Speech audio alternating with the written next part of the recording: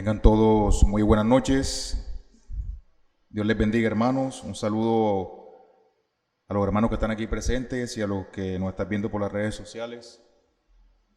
Hoy vamos a seguir con el capítulo 14 de la fe salvadora. Acuérdense que estamos en la unidad 7 que compete la salvación y la santificación. Hoy nos corresponde de esa unidad 7 el capítulo 14. O sea, la unidad 7 acoge al capítulo 12 en adelante. Vamos por el capítulo 14. Y ese capítulo 14 tiene que ver con el tema de la fe salvadora. Hoy vamos a hablar un poco acerca del contenido de la fe, la esencia de la fe y el objeto de la fe salvadora.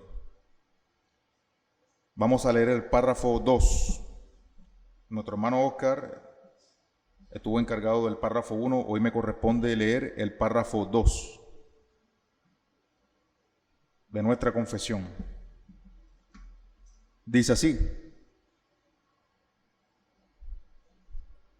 por esta fe, el cristiano cree que es fidedigno de todo lo revelado en la palabra por la autoridad de Dios mismo, y también percibe en ella una excelencia superior a todos los demás escritos y todas las cosas en el mundo, pues muestra la gloria de Dios en sus atributos, la excelencia de Cristo en su naturaleza y oficios, y el poder y la plenitud del Espíritu Santo en sus obras y operaciones. Y de esta forma, el cristiano recibe capacidad para confiar su alma a la verdad así creída.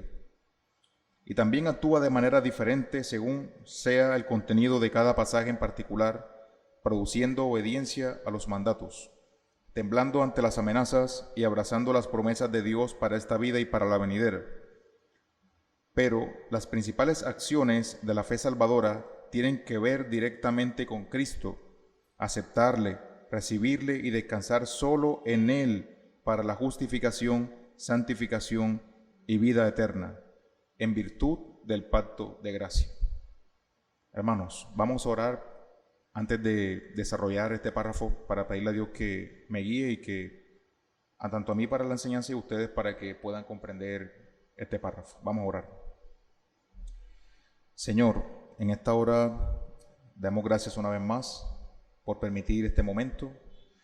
Te pedimos, Señor, en el nombre de Jesús, que envíes a tu Espíritu Santo para que me ayude en este momento a enseñar de manera clara este párrafo, y a mis hermanos, los oyentes, para que comprendan el contenido de esta enseñanza. Gracias te damos, Dios, por asistirnos, por tu misericordia y por permitir estar reunidos estudiando esta enseñanza acerca de la fe salvadora. Te pedimos tu misericordia y pedimos tu gracia en este momento. Amén. Listo. En este párrafo 2 vamos a ver los beneficios que le competen a la fe salvadora suministrada por Dios a los creyentes. Este párrafo consta de 5 segmentos y cada uno de los cuales presenta un argumento. Vamos a analizar cada segmento y más adelante estaremos viendo una serie de consideraciones con respecto al tema de la fe salvadora.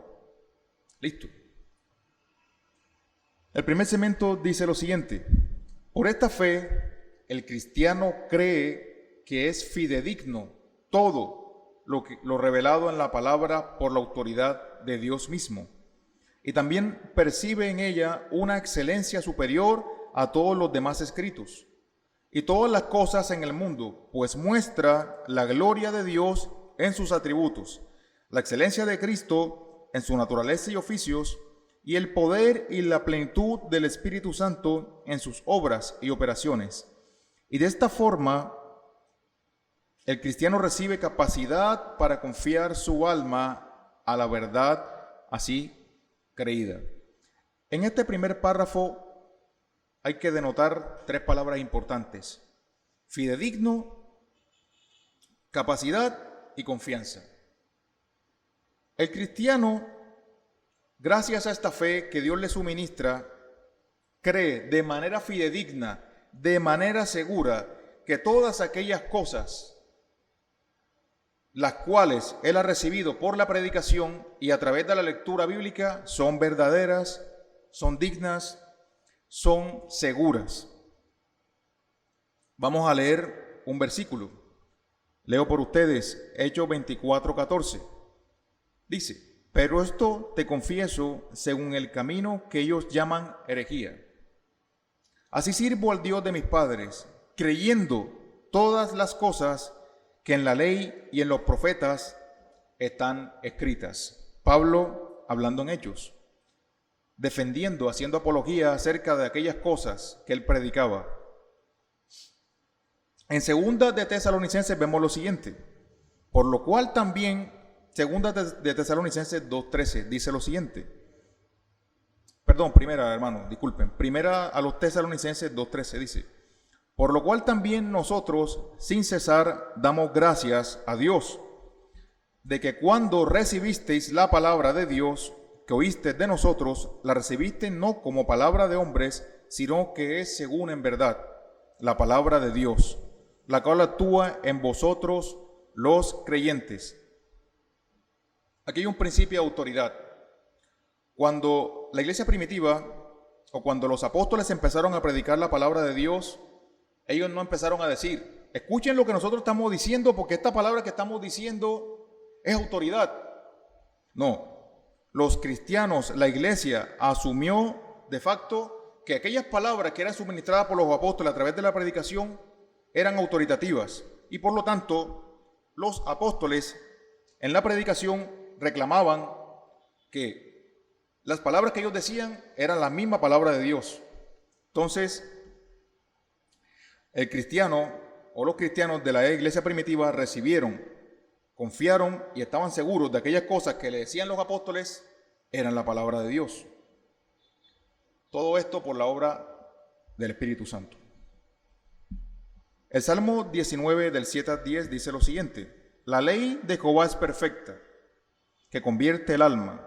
El testimonio de Jehová es fiel, que hace sabio al sencillo. Los mandamientos de Jehová son rectos, que alegran el corazón. El precepto de Jehová es puro, que alumbra los ojos. El temor de Jehová es limpio, que permanece para siempre. Los juicios de Jehová son verdad, todos justos. Deseables son más que el oro, y más que mucho oro afinado, y dulces más que miel, y que la que destila del panal. Y por último, para culminar ese primer segmento, leemos el Salmo 119:72, que dice: mejor me es la ley de tu boca que millares de oro y plata. Entonces, gracias a aquella fe salvadora, el cristiano puede mirar, como dice este primer segmento, los atributos de Dios, la excelencia de Cristo,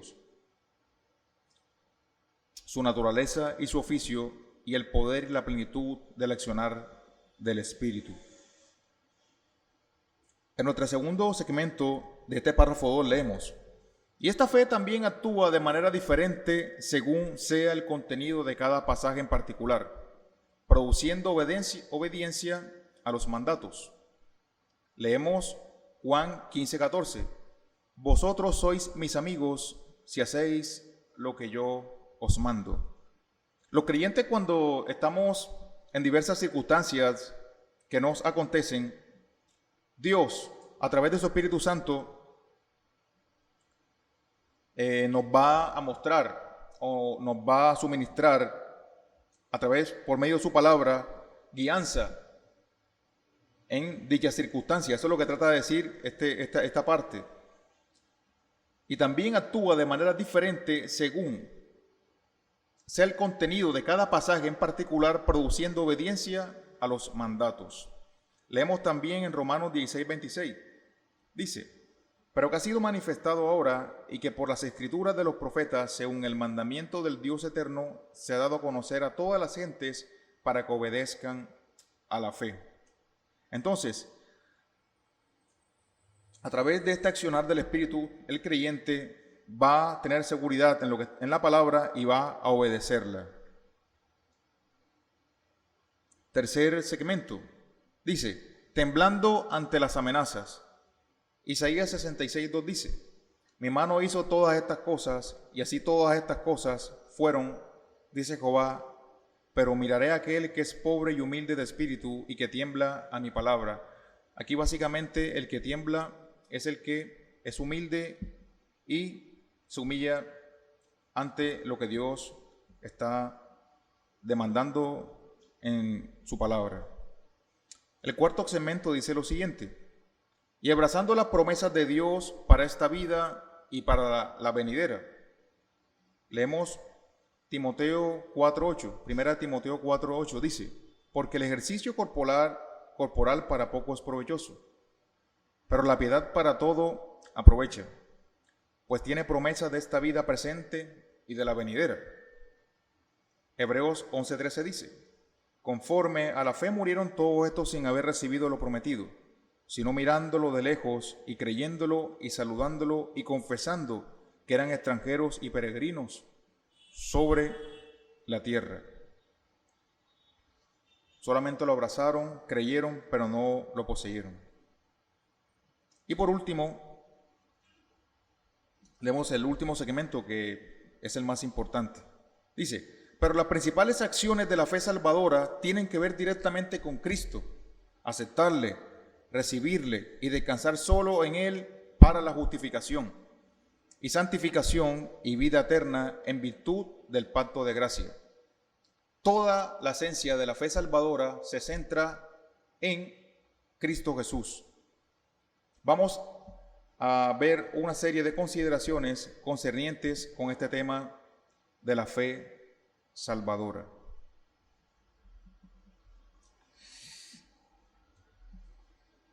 Cuando todos nosotros en algún momento tuvimos la oportunidad de escuchar frases como haz esta oración y cuando la hagas ya eres parte de la familia de Dios.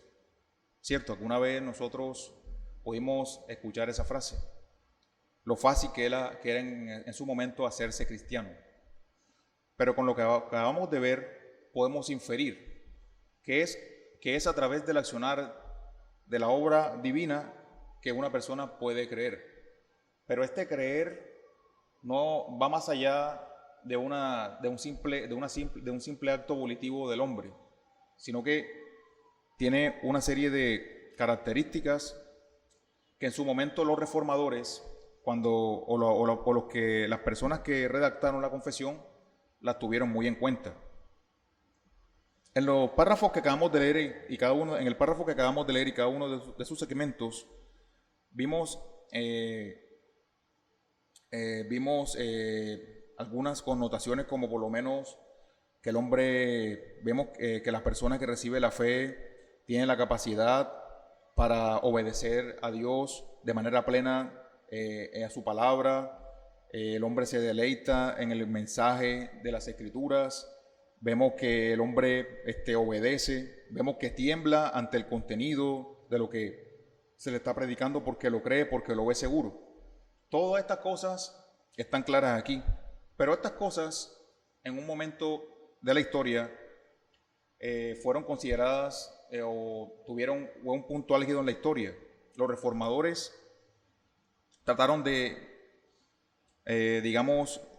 ir un poco más allá en el trasfondo de lo que significaba tener la fe salvadora. Nosotros muchas veces hemos escuchado algunos conceptos como lo son la ortodoxia, está el otro tema que es la ortopatía y está el otro elemento o el otro concepto que es la ortopraxis. En la Reforma estos conceptos se conocieron como notitia acerca de la ortodoxia, el ascensus, la ortopatía y la fiducia reflejada en la ortopraxis. La noticia ortodoxia tiene que ver con la correcta opinión.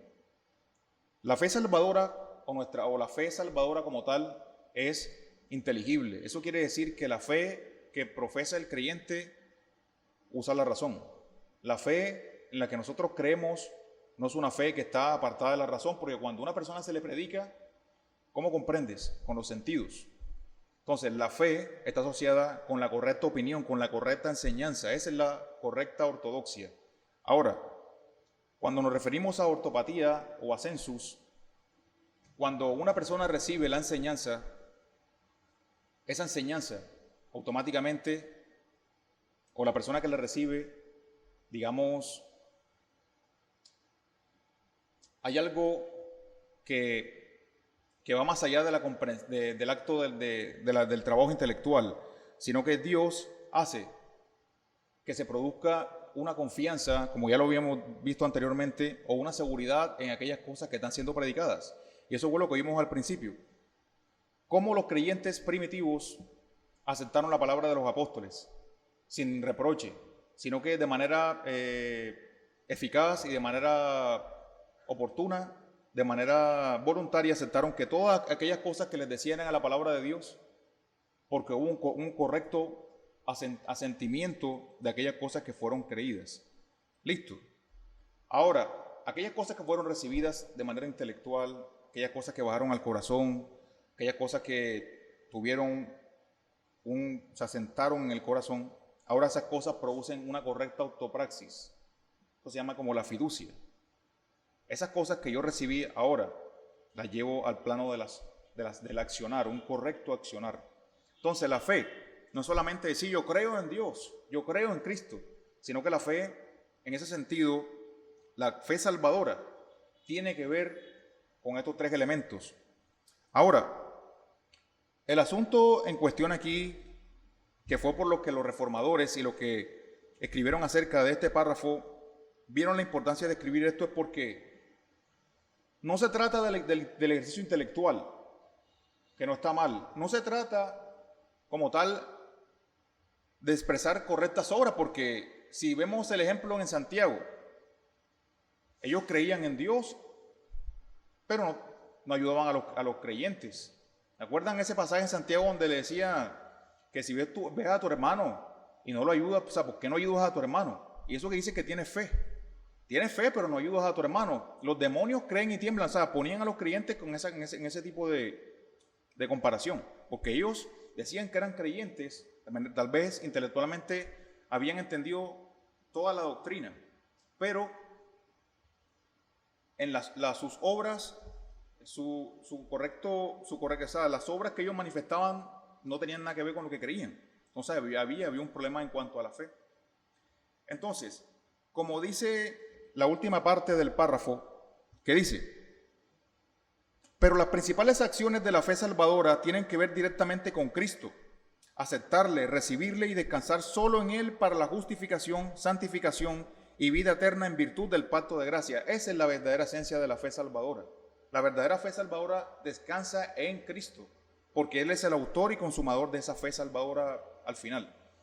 Entonces, a donde quiero ir es que pueden haber cristianos que intelectualmente poseen o entienden la doctrina. Pueden haber cristianos que hacen buenas obras, pero eso no garantiza de que la salvación esté en esa serie de elementos, sino que la salvación como tal descansa en Cristo, porque Cristo es la esencia de la fe salvadora. Descansa en el aceptarle, en el recibirle y descansar solo en Él para la justificación, santificación y vida eterna en virtud del pacto de gracia. Listo. Leeré algunas aseveraciones de algunos teólogos con respecto a este tema de la fe salvadora. Y dice lo siguiente: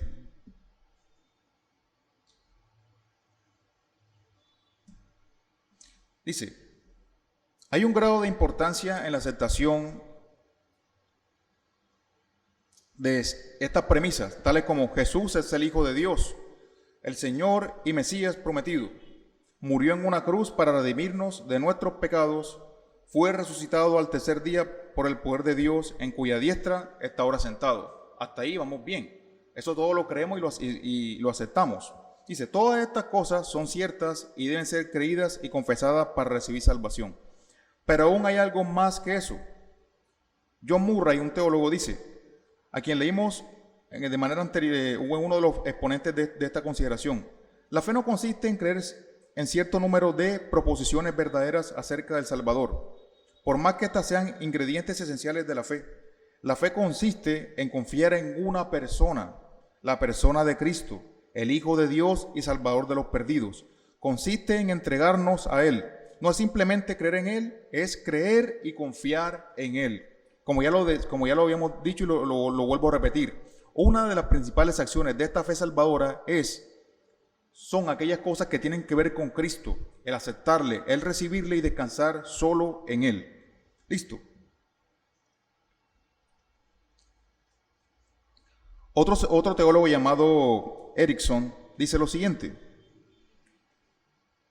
cuando se explica que el tipo de fe que se necesita para la salvación tiene que implicar creer que y creer en, o asentir a ellos y confiar en una persona, dice lo siguiente: a decir verdad, la fe para la justificación contempla ambos aspectos, y cuando lo primero, creer que, asentir a hechos revelados, ha de comprometer no solo al intelecto, sino también a la voluntad y a la determinación de aquel que ha sido llamado por Dios al encuentro espiritual con su Hijo. Lo segundo, creer en, confiar en aquel, se transforma en una consecuencia necesaria e inevitable. De otra manera, el que tiene fe, cree y confía. Estas dos cosas van de la mano. Listo. Leeré para finalizar lo siguiente.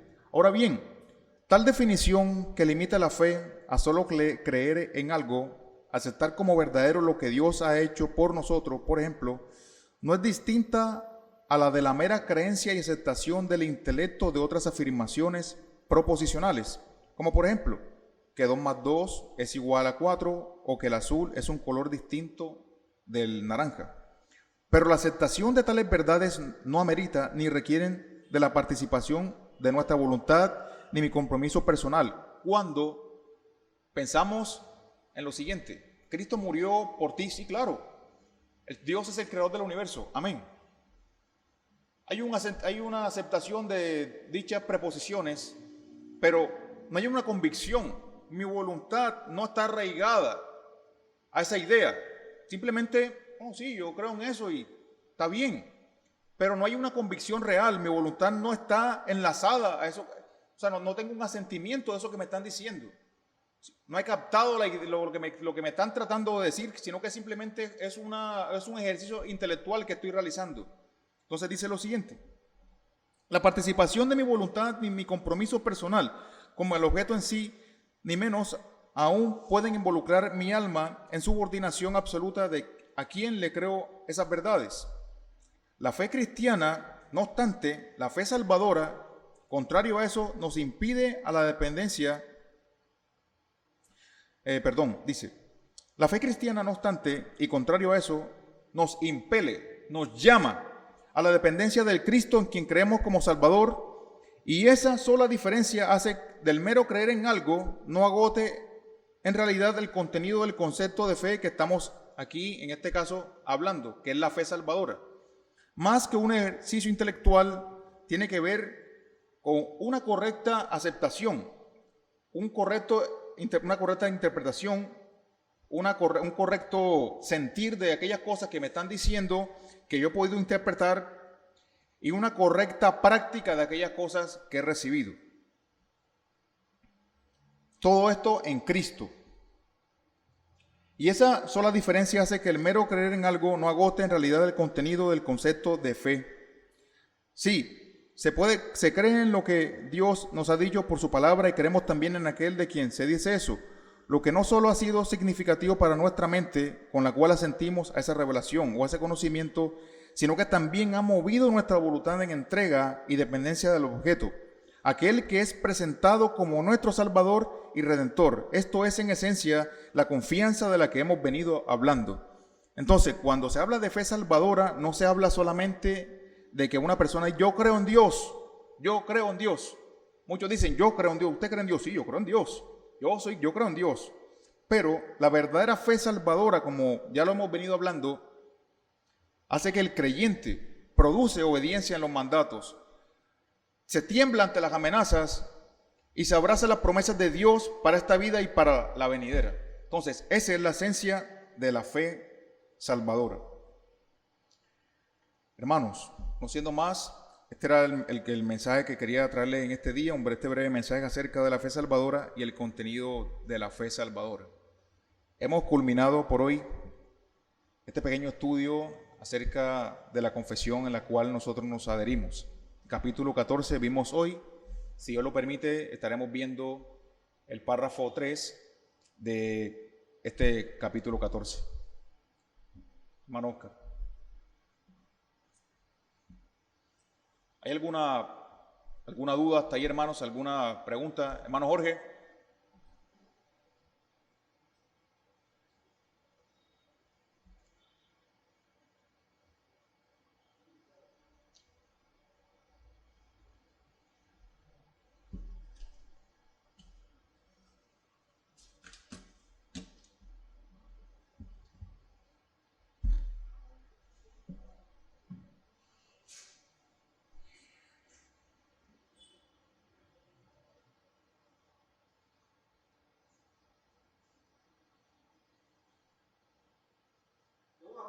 Aporte, hermano. Adelante.